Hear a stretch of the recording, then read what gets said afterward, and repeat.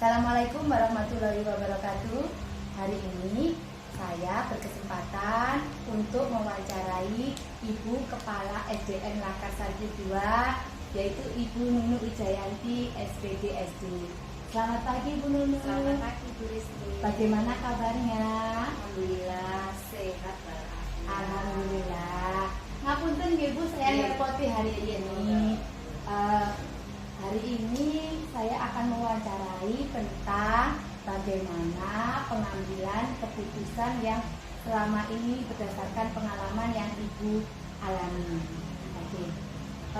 Selama ini bagaimana Ibu dapat mengidentifikasi kasus-kasus yang merupakan dilema etika atau bujukan moral yang pernah Ibu alami? Ya, terima kasih Bu Rizky. Gini, cara mengidentifikasi nih. Yang pertama itu saya lihat sumbernya itu permasalahan dari mana. Nah, sumbernya dari mana.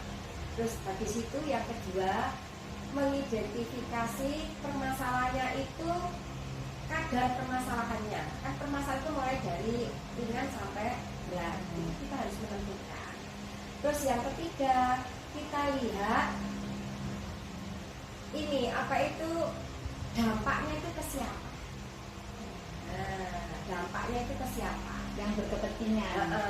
Terus berikutnya resikonya. Nah, resiko dari permasalahan itu. Kalau bisa kan permasalahan itu kalau bisa nol resiko kan itu. Minimalkan itu harus diidentifikasi juga. Ya, terus berikutnya juga memikirkan alternatif atau solusi pemecahannya. Terus bagaimana Ibu menjalankan keputusan di sekolah, terutama untuk kasus-kasus di mana ada dua kepentingan yang sama-sama benar dan sama-sama mengandung nilai kebajikan yang harus diselesaikan? Ya, terima kasih. Ini ibaratnya itu seperti ini ya. Pepatah itu makan buah semalakama. Kalau satunya itu tidak kita pilih, satunya mati. Kalau satunya kita pilih, satunya juga mati. Nah, kalau saya kembali lagi skala prioritasnya kita lihat dulu. Ini dua-duanya kan sama besar, ini sama benar. Ini yang mana yang cocok? Jadi yang kembali lagi kita identifikasi lagi. Yang cocok yang mana, dan ini kita sesuaikan dengan ini kan permasalahan ya, namanya ya dua-duanya dianggap benar ya kan, dua-duanya kita harus pilih salah satu. Jadi yang cocok mana yang kita pilih tadi.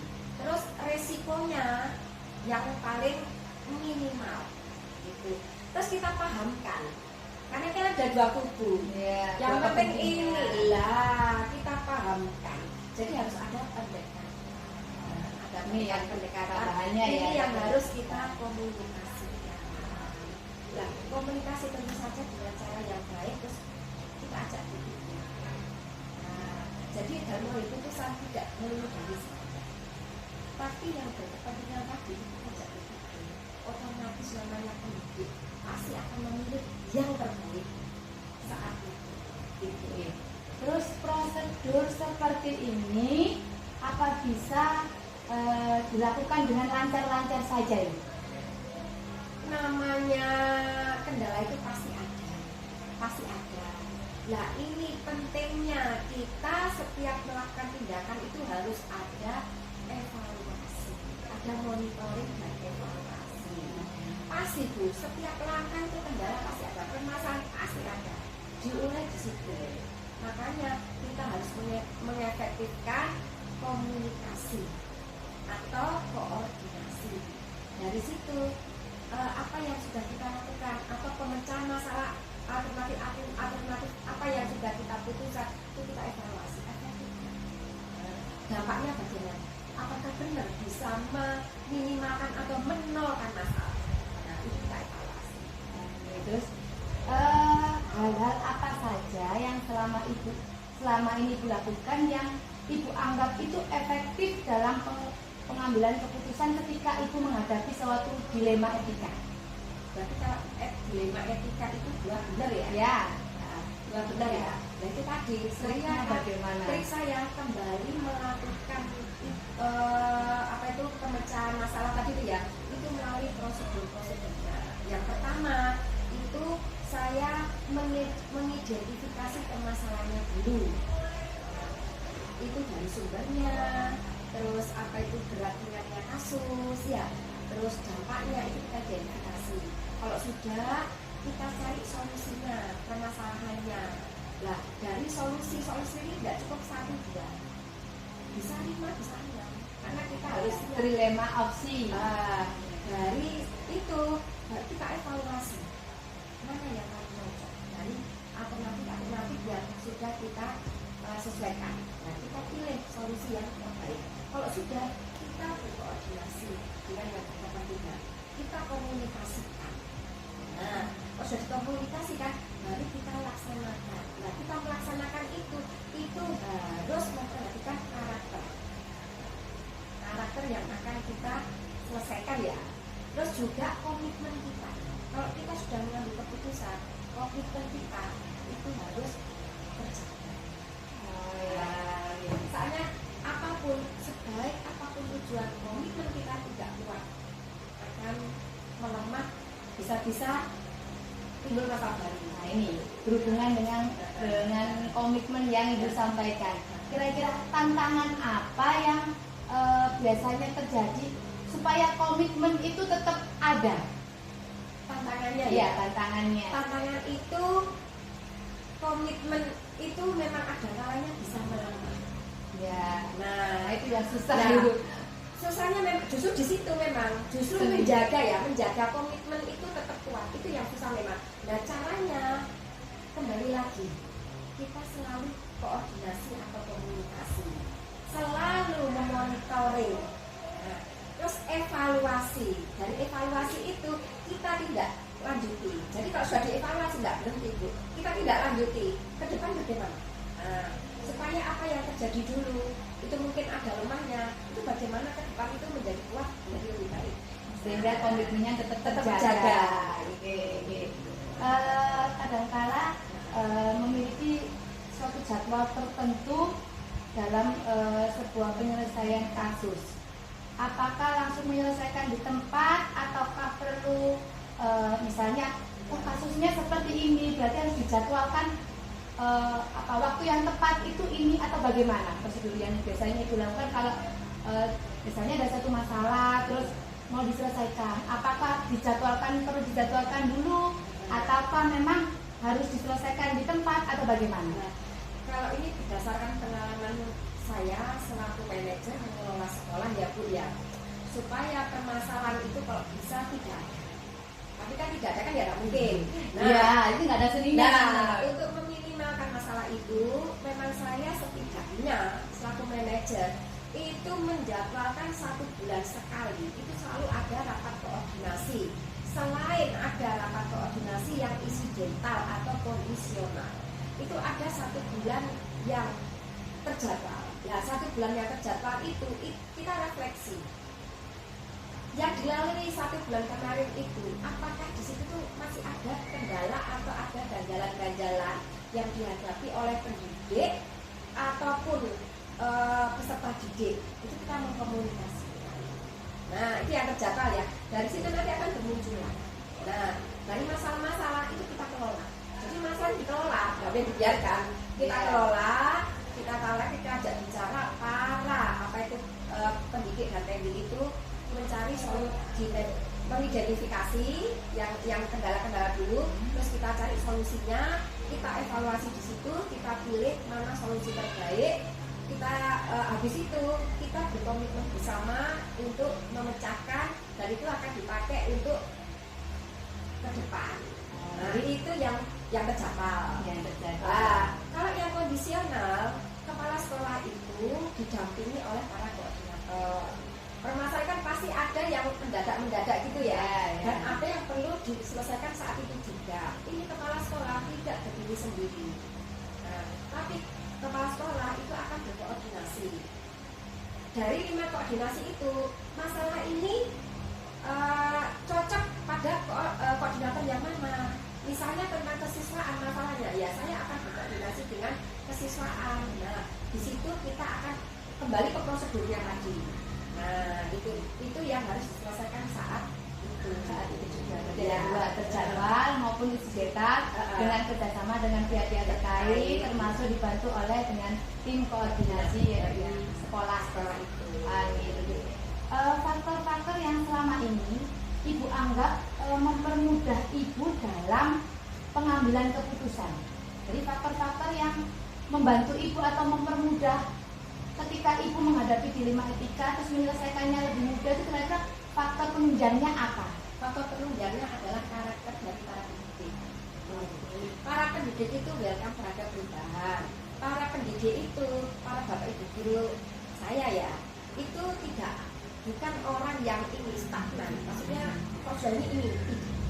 Mereka itu dinamis, luas menghadapi tantangan. Nah, ini aset saya.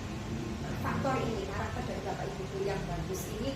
Jadi kalau setiap ada permasalahan itu mudah untuk diajak kolaborasi, diajak kolaborasi. Itu yang pertama, karakter. Terus yang kedua juga ada panduan itu dari namanya pendidikan, itu dinas pendidikan itu kan untuk menyelenggarakan suatu sekolah itu kan ada aturannya, mulai dari yang dikeluarkan oleh Kemdikbud sampai dari dinas pendidikan. Itu juga ada yang namanya untuk mengelola permasalahan itu seperti apa. Itu kelas-kelas juga dilatih. Itu itu ada pedomannya. Yang pertama berarti karakter pihak terkait yang ada di dalam aktivitas akademi sekolah. Kemudian selain itu dibantu juga pedoman-pedoman atau panduan-panduan yang dimiliki oleh ibu kepala sekolah selaku pimpinan dalam suatu lembaga. Ya, gitu. Ini yang terakhir Ibu, dari semua yang telah disampaikan, kira-kira pembelajaran apa yang selama ini dapat Ibu ambil dari pengalaman menyelesaikan suatu masalah, mengambil suatu keputusan yang baik dalam menyelesaikan dilema etika yang Ibu hadapi? Yang pertama ini ya, yang bisa saya ambil hikmahnya. Satu, setiap ada permasalahan, tidak ada masalah yang tidak akan terselesaikan. Berarti kita harus senantiasa berkoordinasi, melibatkan pihak terkait. Jadi masalah itu tidak diselesaikan sendiri. Itu yang pertama. Terus yang kedua, selalu mengikuti prosedur dalam pemecahan masalah supaya terukur, tercapai gitu ya. Berikutnya yang ketiga, ini yang sangat penting, komitmen kita. Komitmen kita untuk selalu menyelesaikan masalah dengan mengambil solusi terbaik, dampaknya juga yang minimal sekali. Kalau bisa nol, jangan sampai merugikan. Itu yang harus kita jadikan pedoman. Jadi yang pertama yaitu tadi yang bisa diambil pelajaran yaitu tidak ada masalah yang tanpa solusi. Yang kedua adalah perlunya prosedur dalam pemecahan masalah agar dalam pengambilan keputusan itu lebih terarah. Yang ketiga yaitu komitmen kita bersama teman-teman yang terlibat dalam kepentingan pengambilan keputusan itu. Baik Ibu, terima kasih atas kesempatan yang diberikan. Mungkin ini tidak masalah itu solusi tetap ada pihak yang suka tidak suka, tapi baik tidak baik dalam arti tidak ada semuanya itu puas. Tapi paling tidak kita berusaha bersama-sama meminimalkan resiko atau dampak negatif yang ada. Terima kasih atas waktunya diberikan ke saya wawancarai. Demikian wawancara bersama Ibu Kepala SDN Lakarsari 2. Atas kesempatan dan waktu diberikan saya ucapkan terima kasih. Mungkin ada salah kata dari saya aturkan juga mohon maaf yang sebesar-besarnya. Assalamualaikum warahmatullahi wabarakatuh.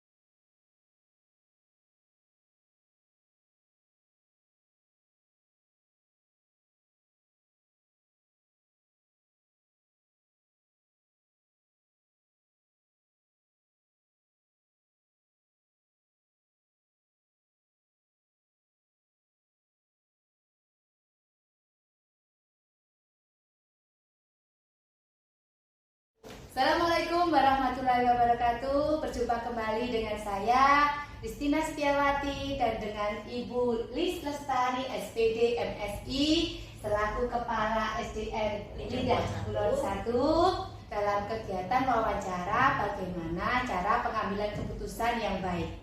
Oke, selamat siang Ibu. Siang Ibu. Bagaimana kabarnya hari Alhamdulillah ini? sehat.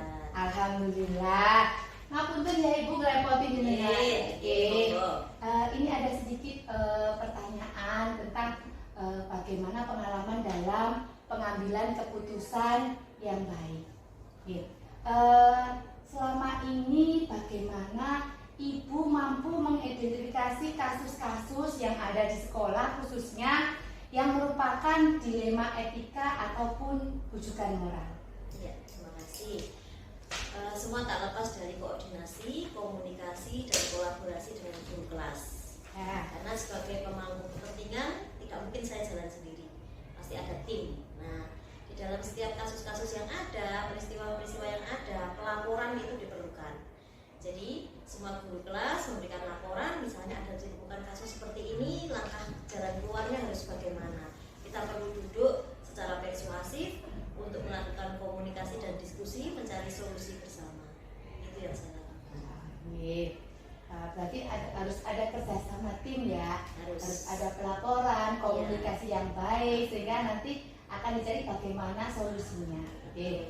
Terus lalu bagaimana Ibu bisa menjalankan pengambilan keputusan terutama untuk kasus-kasus yang dimana kasus yang ada itu merupakan dua kepentingan yang sama-sama benar. Jadi keduanya sama-sama benar dan harus diambil keputusan atau jalan tengahnya. Seperti apa? Ya, kembali lagi apabila ada dua hal yang sebenarnya kita tidak bisa memilih. Ya. Kalau satu dipilih pasti mengorbankan yang lain. Nah, tentunya sekali lagi kembali pada komunikasi. Itu penting, satu hal penting itu komunikasi. Kenapa saya katakan komunikasi? Satu hal bisa jelas, bisa transparan itu dengan adanya pembicaraan.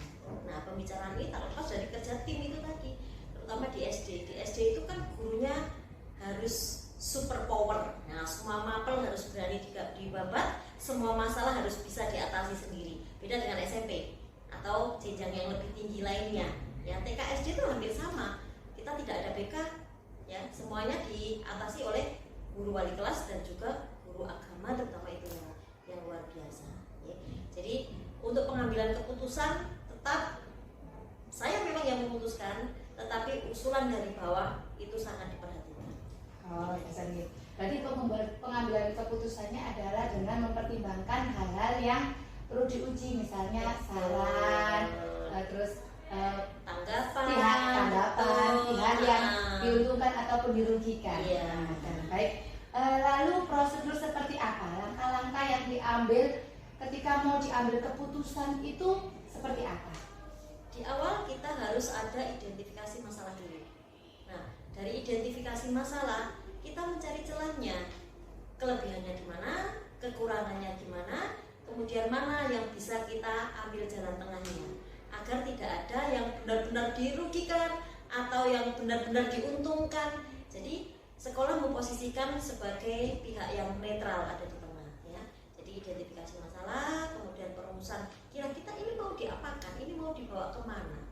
Sekali lagi komunikasi itu tadi, ya, terutama dengan guru kelasnya, dengan guru mapel lain, terutama agama ini yang sangat berperan untuk kasus-kasus yang terjadi pada anak. Nah, ya. Berarti prosedurnya yang pertama mengidentifikasi masalah tersebut, kemudian melibatkan tim-tim yang berkepentingan di dalam masalah tersebut sehingga bisa dicari mana yang dampak-dampak yang kiranya dapat meminimalkan dampak-dampak yang negatif, sehingga kuncinya pihak sekolah itu bersifat netral. Iya. Oke, baik. Lalu hal-hal yang selama ini Ibu anggap efektif yang mendukung dalam pengambilan keputusan pada kasus dilema etika seperti apa? Untuk dilema etika, memang kita lebih banyak bicara tentang humanisme. Nah, sisi humanistik kita harus muncul di situ. Jadi sekali lagi saya tekankan, dalam pengambilan keputusan komunikasi dengan pihak-pihak terkait, dengan tim, kemudian dengan yang bersangkutan, ya si subjeknya ini, itu tetap harus kita lakukan. Ya, jadi diskusi terbuka, curah pendapat itu benar-benar harus menjadi satu kunci bahwa kita memutuskan bukan disiplin mati, tapi kita memperhatikan keputusan ini ditinjau dari sisi humanistiknya bagaimana, begitu kira-kira. Berarti apapun keputusannya, jika berpedoman pada sisi humanistik, yaitu nilai-nilai kebajikan yang ada, insya Allah keputusannya akan berpihak pada pemangku kepentingan yang terlibat dalam permasalahan tersebut. Baik. Untuk selanjutnya, hal-hal yang selama ini menjadi tantangan ibu dalam pengambilan keputusan. Tentunya kan mengalami kendala. Pasti ada, orang sempurna itu tidak pernah ada. Sebaik apapun yang kita lakukan, kalau orang sudah tidak suka pasti akan muncul tidak setuju, pasti akan dicari-cari kelemahan dan kekurangannya. Jadi pada saat sebelum pengambilan keputusan kan kita sudah melakukan komunikasi. Dari komunikasi ini kita buat satu komitmen. Jadi keputusan ini saya ambil, saya putuskan dengan mempertimbangkan pendapat banyak orang, dan ini satu keputusan yang harus kita pertanggungjawabkan bersama. Jadi solidaritas, kemudian komitmen konsisten dari teman-teman tim ini untuk menjalankan semua keputusan dengan rasa tanggung jawab itu diperlukan. Jadi saat memutuskan benar-benar ini harus kita tanting, ya, harus kita tanting. Ini satu keputusan bukan berasal dari saya, tetapi dari masukan semuanya, dan ini harus bisa kita pertanggungjawabkan. Itu saja. Luar biasa. Tantangan yang luar biasa. Jadi keputusan itu tidak hanya sekedar sudah diputuskan, ini solusinya, tetapi tantangannya justru pada bagaimana kita mampu melaksanakan dengan tentunya digarisbawahi solidaritas, komitmen yang tetap utuh, terus selanjutnya konsistenisme dalam pelaksanaan apa yang menjadi keputusan bersama tersebut. Tidak mudah, tetapi ya itu bukan berarti tidak mungkin kan, Bu? Tidak ada yang tidak mungkin, semuanya itu pasti mungkin. Tinggal bagaimana kita melalui tahapan-tahapan itu dengan itu tadi, kita kembali ke humanisme kita sebagai manusia, kita sebagai makhluk Tuhan. Jadi dalam pengambilan keputusan dalam kehidupan di sekolah ini, semua stakeholder itu merasa terlibat, merasa diorangkan, merasa dibutuhkan. Itu yang paling penting. Oke. Wah, kompleks sekali nih. Semakin menarik. Terus ketika ibu memiliki sebuah permasalahan, apakah perlu adanya jadwal tertentu dalam penyelesaian kasus, ataukah memang langsung diselesaikan di tempat? Seperti apa? Biasanya yang selama 1 tahun, saya kan di sini baru 1 tahun. 1 tahun di sini, setiap ada masalah, memang di prolognya harus kita eksekusi, ya, harus kita ada tindakan, jangan dibiarkan. Karena sekecil apapun sebuah pembiaran pasti akan menjadi pembenaran untuk anak. Entah itu benar atau salah, pasti anak akan mengatakan, aku benar, besok pasti akan terulang lagi seperti itu. Jadi diupayakan tetap ada penanganan pertama, dan saya biasakan di sini untuk teman-teman itu setiap kali selesai penanganan itu harus membuat berita acara. Ya. Jadi apabila memang di situ yang terlibat misalnya ada kesiswaan, terutama ya untuk seperti ini kan kesiswaan, guru kelas umum, ya. Kalau ada saya mendampingi langsung. Kalau saya tidak ada, itulah semua koordinator itu yang berperan.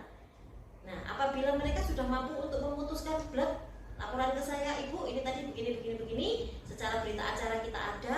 Apabila memang sudah selesai di situ, ya sudah selesai. Kita ada bukti di berita acara dan juga buku catatan untuk jurnalnya itu ada. Ya. Tetapi kalau memang misalnya masih muncul di kemudian hari, kita bukan menutup mata, menutup telinga. Orang tua di luar sana, para netizen itu luar biasa. Itu tidak bisa kita tutup. Nah, kalau masih ada grundelan, kita briefing lagi, kita ulang pembahasan ini, saya tegaskan lagi, kembali pada diskusi curah pendapat itu tadi. Jadi mencari jalan keluar yang sama-sama enak.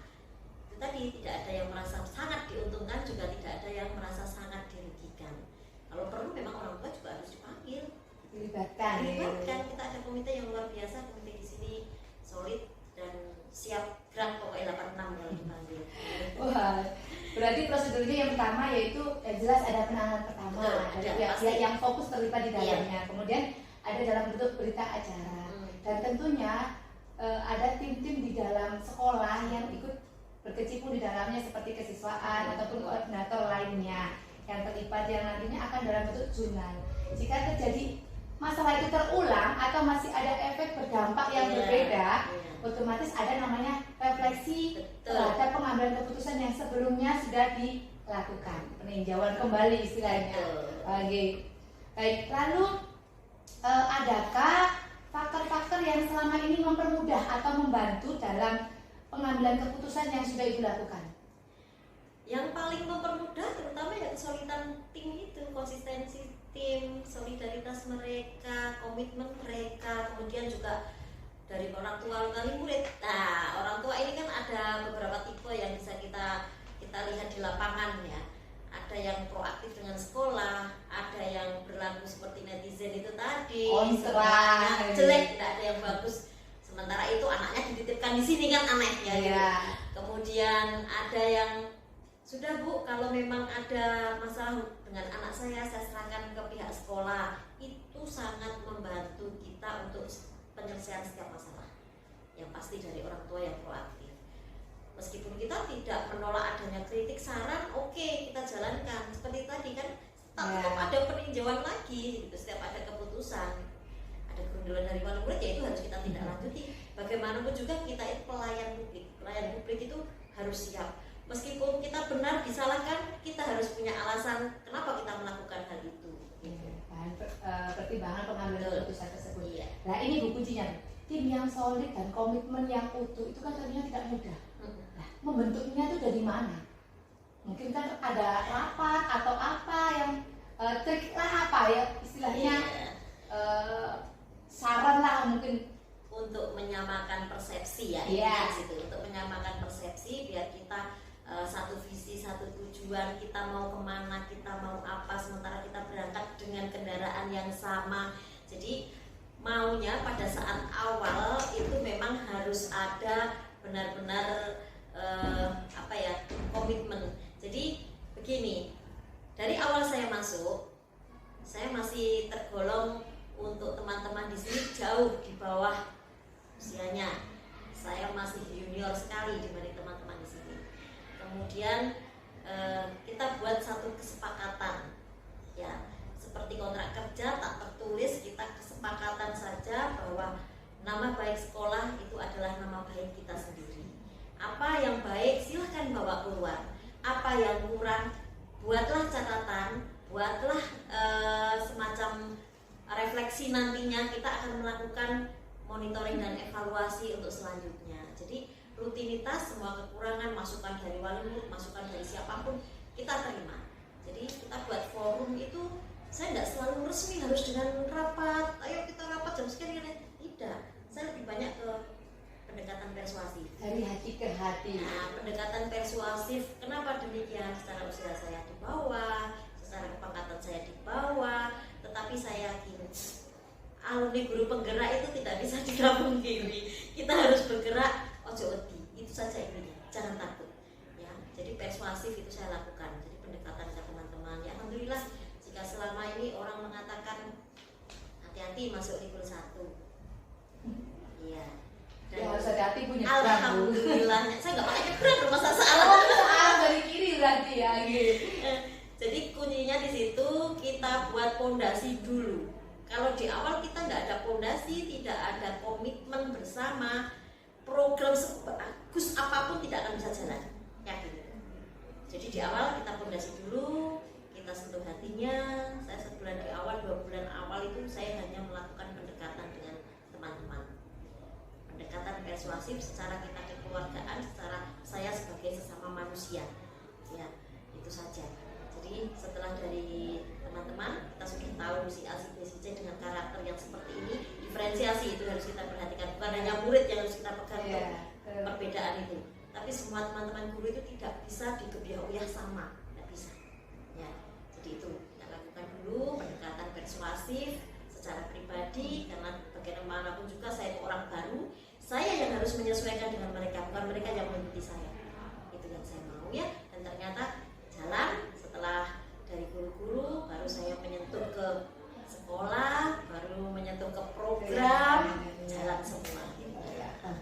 tips yang luar biasa Bu. Komitmen itu memang apa ya, selama ini itu kan nggak gampang, tapi mungkin tadi disampaikan tipsnya adalah sentuh dari hatinya melalui pendekatan persuasif.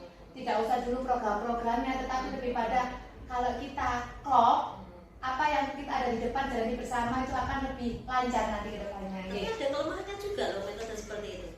Lama. Sabar. Iya. Nggak bisa gercep, nggak Kunci bisa. nggak bisa. Jadi saya harus punya rem yang cakram. Nah, sementara saya baru lulus guru penggerak yang masih dengan semangat menggebunya, sampai sini harus direm. Sret. Iya. Nah, kita pasang strategi nih. Kalau ini semua saya masukkan sekarang, hancur. Yang jelas saya ditabrak karena terlalu kontras gitu kan. Jadi itu yang saya pakai. Kita rem dulu, kita mundur bukan untuk kalah, tapi kita mundur untuk ambil ancang-ancang sampai di mana daya lentik kita nanti. Iya. Gitu. Itu bagian dari dilema etika juga kan. Iya, betul. Idealisme kita yang harus jalan, Iya. sementara ada sesuatu yang memang Kita harus perhitungan juga. kita rasa peduli, empati Betul. dan sebagainya. Gitu. Baik, terus dari yang semua yang Ibu telah sampaikan, kira-kira pembelajaran atau apa ya, hikmah dari pengambilan keputusan yang pernah Ibu lakukan apa? Ya, satu pembelajarannya adalah pengambilan keputusan itu tidak bisa diambil satu arah. Kita harus melibatkan banyak sisi, banyak sudut pandang, tetapi juga tidak terdikte oleh keadaan. Kita harus punya prinsip sendiri. Dari semua sudut pandang itu, tetap pengambil keputusan adalah manajerialnya, ya, pimpinannya. Jadi sebagai pimpinan juga harus punya ketegasan untuk mengambil satu solusi terbaik dari sekian banyak solusi yang ada. Luar biasa. Jadi pengambilan keputusan itu tidak bisa satu arah, dan tentunya sebagai pemangku kepentingan atasan khususnya dalam pengambilan keputusan harus punya jalur alurnya. Iya. Jadi yang lain adalah saran-saran atau pertimbangan yang nantinya menjadi pertimbangan dalam pengambilan keputusan yang ada. Pola pikirnya harus melihat dari beberapa sudut pandang, tidak bisa satu sudut pandang. Kalau dari versi si A begini, si B begini, versi orang tengah bagaimana, itu harus diperhitungkan. Iya. Itu meminimalkan dampak negatif yang ada. Manajemen resikonya harus main di situ. Efek sampingnya apa? Iya, Harus betul. gitu. Ya, luar biasa Ibu, menarik sekali diskusi kita Bu.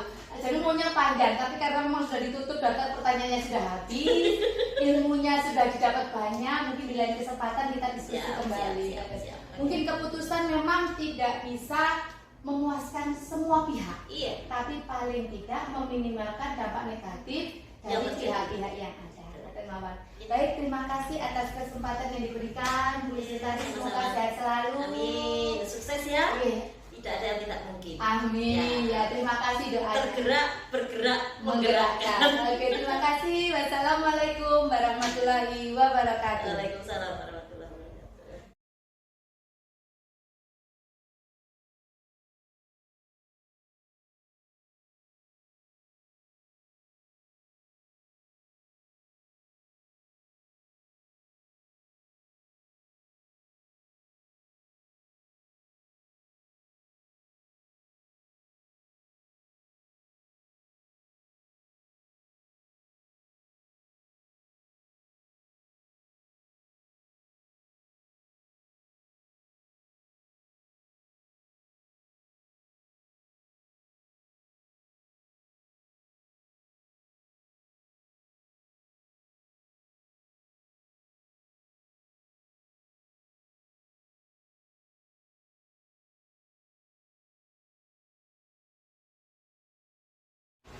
Assalamualaikum warahmatullahi wabarakatuh.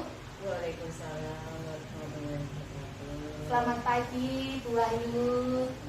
Pagi juga Bu Christine. Bagaimana kabarnya hari ini? Alhamdulillah sehat walafiat. Alhamdulillah.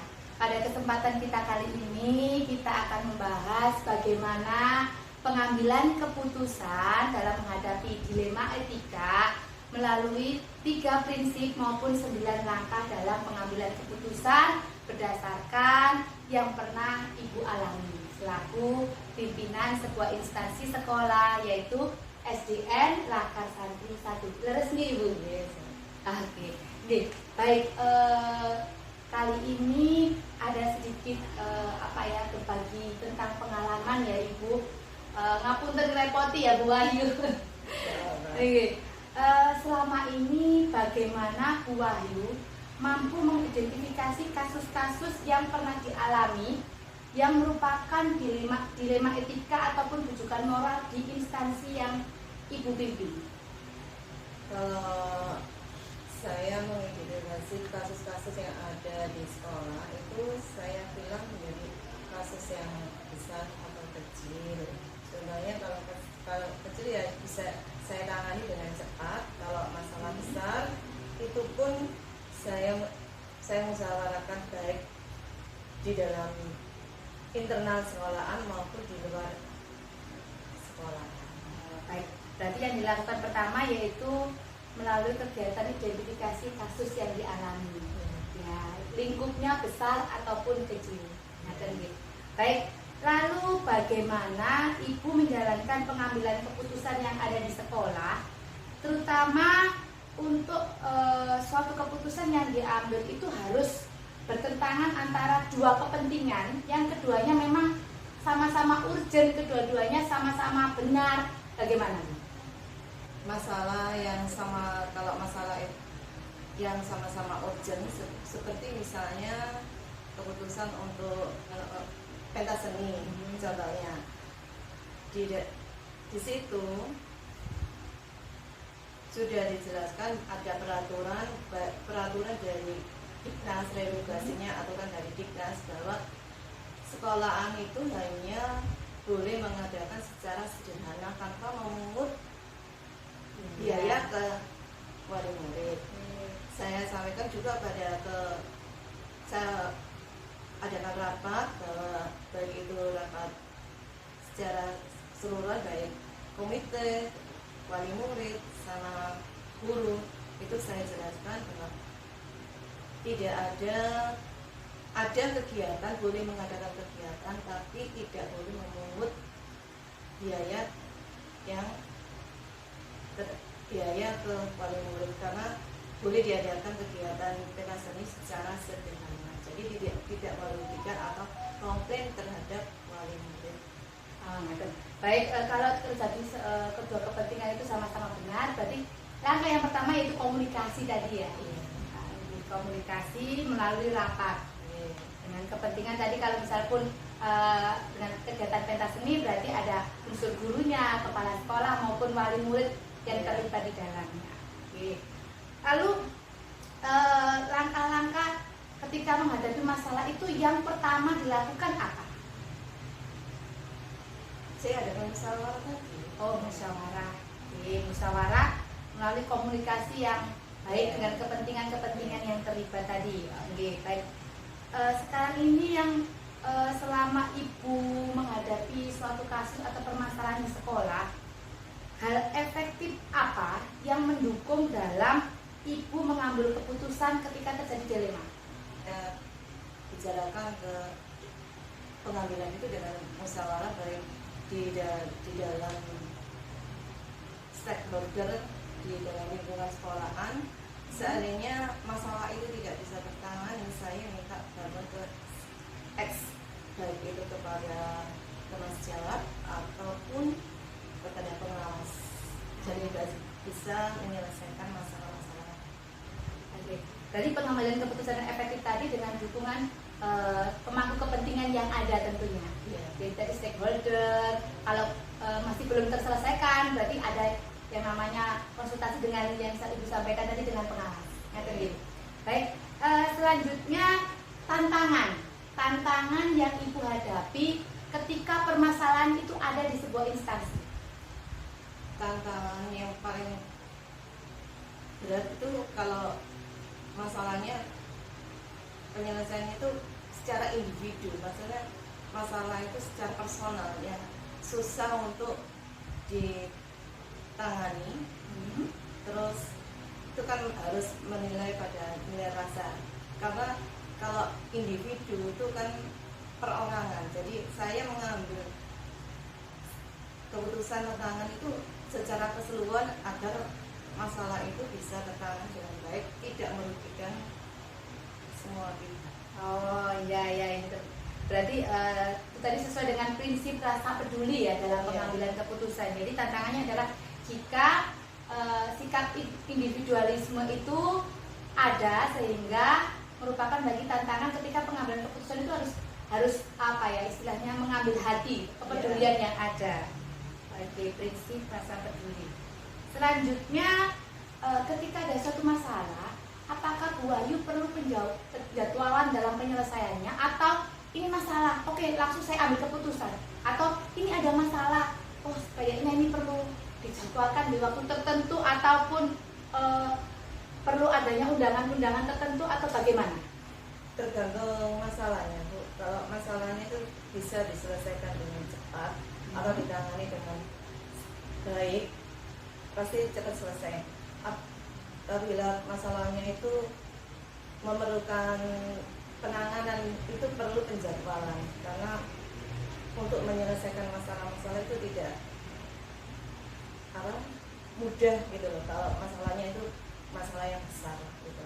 Ya berarti masalah penjadwalan atau tidaknya bergantung dari berat dan tidaknya permasalahan yang ada. Jika permasalahan tadi Bu Wahyu sampaikan itu berat dan perlu menghadirkan banyak kepentingannya lebih, otomatis perlu penjadwalan tertentu. Baik, lalu faktor-faktor yang membantu dalam pengambilan keputusan yang ada, faktor-faktor yang mendukung seperti apa? Faktor internal itu seperti guru-guru, komite. Itu kalau dari eksternalnya yang membantu adalah dari K3S, Transjawa, komite pengawas K3S.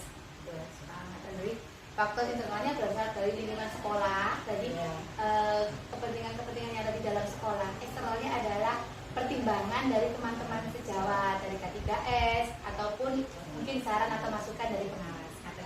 Terus dari semua yang Ibu sampaikan tadi, pembelajaran atau hikmah yang Ibu peroleh selama Ibu menjabat sebagai seorang pemimpin, selama Ibu dalam pengambilan keputusan, kira-kira pembelajaran apa yang Ibu peroleh? Pembelajaran setiap masalah itu selalu ada dan perlu penanganan yang efektif agar masalah cepat selesai, dan yang penting masalah-masalah itu tidak merugikan semua pihak dan mempunyai rasa nilai kebenaran. Baik, hikmahnya adalah dalam menyelesaikan masalah ternyata kita tuh perlu banyak pertimbangan agar pengambilan keputusan kita efektif dengan melibatkan banyak pihak yang berkepentingan, di mana setiap pengambilan keputusan yang ada itu adalah menitik beratkan pada nilai-nilai kebenaran yang Ibu miliki serta lembaga miliki. Baik, terima kasih Bu Wahyu atas kesempatan yang diberikan. Pada dasarnya adalah tidak ada keputusan itu yang menyenangkan banyak pihak, pasti ada pro dan kontra. Tapi pada dasarnya jika keputusan yang kita ambil itu adalah menitik beratkan pada nilai-nilai kebenaran, nilai-nilai kebajikan yang ada, insya Allah apapun dampaknya itu bisa diminimalkan untuk dampak negatifnya. Terima kasih atas kesempatan yang diberikan. Kami akhiri. Wassalamualaikum warahmatullahi wabarakatuh.